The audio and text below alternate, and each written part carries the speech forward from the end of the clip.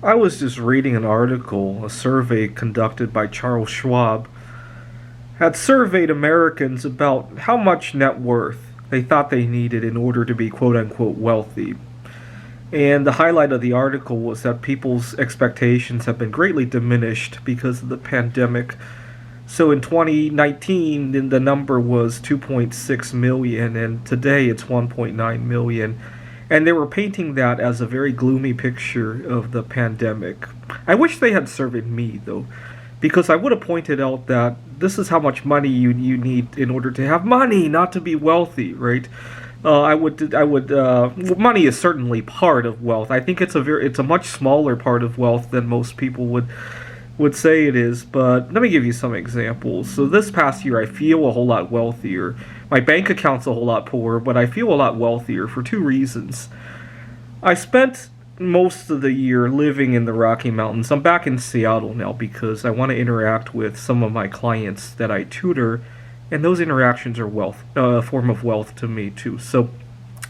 But I lived in the Rocky Mountains for some time, and what do I like about the Rocky Mountains? I love how I can be accepted for who I am, for being single and for not wanting to partake in unhealthy activities. Here in Seattle, as much as we love to talk about how progressive we are with relationships, with your freedom to take whatever drug you want, we're only progressive in the ways that we want to be progressive in. Try to be single. Try to not want to take drugs, right? And all of a sudden, you're not progressive. Try wanting bathrooms with genders on them right now. All of a sudden, you're not progressive anymore. It's even though you're just making a choice, right? Try not wanting to consume sugar or trans fat. Try wanting to be single. Oh my God. And so I moved to the Rockies, and I didn't feel a whole lot of that pressure. Now, we've been working remotely, right? I'm an adjunct professor, and it really hit me when we had to go back to the office, a few things. I'll let you pause the video to think about what was really, really annoying about, aside from just having to drive and commute. There were three other things that were really annoying about the office. Number one, when I walked in the door, I'll give you a hint.